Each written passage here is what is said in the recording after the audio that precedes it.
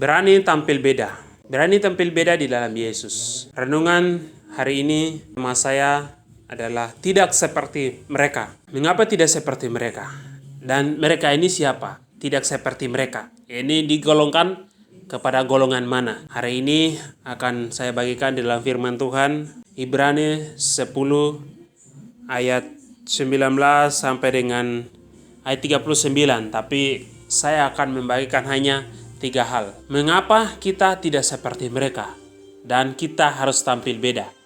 Ada 3 hal yang akan saya bagikan. Hal pertama, di Ibrani pasal 10 ayat 23. Firman Tuhan katakan seperti ini. Marilah kita berpegang pada pengakuan tentang pengharapan kita, sebab Ia yang menjanjikannya setia. Ya, yang pertama, supaya kita tidak seperti mereka, adalah hal yang pertama atau poin yang pertama, kita berpegang pada pengakuan tentang pengharapan kita.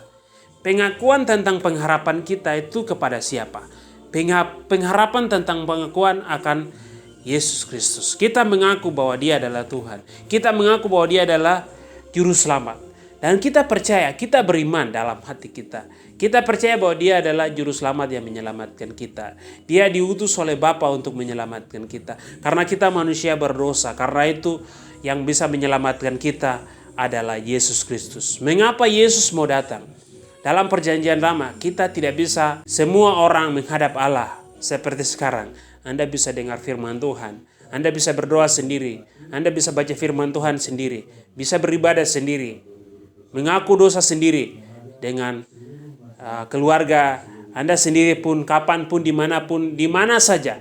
Tetapi dalam perjanjian lama, seperti ayat 19, kemudian ayat 20, ayat 21, itu kan dulu dalam perjanjian lama mereka orang Israel mempersembahkan korban kepada Allah. Itu harus melalui imam yang harus mempersembahkan. Tetapi di dalam perjanjian baru, tidak ada yang membatasi kita. Tidak ada membatasi tempat, ruang, waktu, kapan saja, di mana saja, kapanpun, dimanapun, dengan siapa saja, berhak kita berkomunikasi dengan Tuhan. Tetap berhubungan dengan Tuhan. Tetap beribadah. Karena itu apa yang kita yakini, kita percaya, kita mengaku Dia adalah Tuhan. Percaya dalam hati kita masing-masing bahwa Dia adalah Tuhan. Marilah berpegang itu. Berpegang, jangan sampai kita lepaskan. Karena firman Tuhan berkata, marilah kita berpegang teguh. Kita pegang kuat akan keyakinan kita. Iman kita kepada Yesus Kristus. Renungan yang sebelumnya saya bagikan bagaimana Petrus menyangkal Yesus. Dia tidak berpegang kepada keyakinan. Dia tidak berpegang kepada apa yang dia katakan sebelumnya.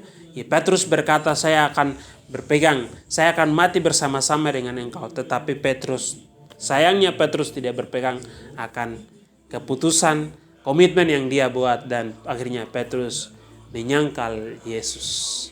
Jangan sampai kita seperti Petrus di zaman sekarang ini. Mari berpegang kepada pengakuan iman kita mulai dari hari ini sampai Yesus akan datang kedua kali. Poin kedua adalah di ayat 24. Dikatakan seperti ini, dan marilah kita saling memperhatikan supaya kita saling mendorong dalam kasih dan dalam pekerjaan baik. Hal kedua adalah kita saling memperhatikan. Saling memperhatikan di dalam Yesus itu sangat penting. Hidup kita di dalam dunia ini seperti apa? Hubungan kita dengan Tuhan seperti apa? Komunikasi dengan kita dengan Tuhan seperti apa? Kemudian komitmen kita dan disiplin rohani kita, baca firman Tuhan saat teduh dan ibadah, seperti apa kita di dalam Tuhan saat ini? Apakah kita semakin tinggalkan itu? Apakah kita tidak melakukan itu? Atau sama sekali kita tidak berkomunikasi dengan Tuhan? Mari berkomunikasi dengan Tuhan dengan cara kita saling memperhatikan. Satu jatuh, mari satu angkat. Untuk kita hidup bersama-sama di dalam Tuhan. Mengajak anakmu untuk berkomunikasi dengan Tuhan. Mengajak keluargamu, suamimu, istrimu untuk bisa mereka beribadah. Jangan pernah mementingkan diri sendiri. Kita perlu keselamatan itu bersama-sama.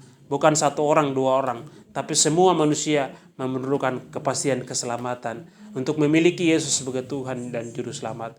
Itu yang sangat penting. Karena itu, mari saling memperhatikan hidup kita di dalam Tuhan seperti apa.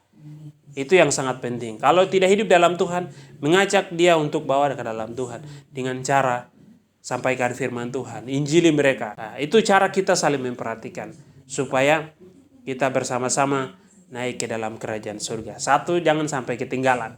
Kita sama-sama menerima hidup kekal itu seperti yang Yesus janjikan. Kepercaya Yesus, baru kita akan menerima hidup kekal. Nah, poin yang ketiga adalah dikatakan di dalam ayat 25. Janganlah kita menjauhkan diri dari pertemuan-pertemuan ibadah kita seperti yang dibiasakan oleh beberapa orang, tetapi marilah kita saling menasihati semakin giat melakukannya menjelang hari Tuhan yang mendekat.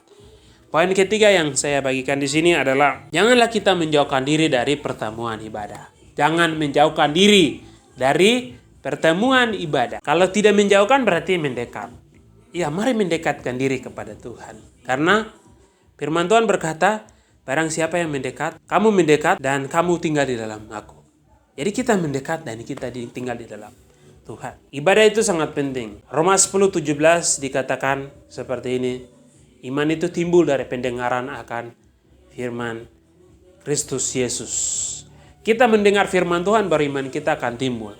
Iman kita akan bertumbuh. Kita kuat di dalam Yesus. Karena itu jangan menjauhkan diri dari ibadah. Jangan pernah lari. Situasi yang kita lihat saat ini, kalau orang bicara yang lain, cerita yang lain, orang sudah mulai dekat-dekat, orang rame-rame cerita. Tiba saatnya untuk kita saat ini akan ibadah. Orang-orang sudah mulai keluar satu persatu dan tempat ibadah kasih kosong. Nah, ini fakta yang terjadi. Mungkin di kalangan Anda seperti apa? Ibadah orang sudah tidak tertarik lagi.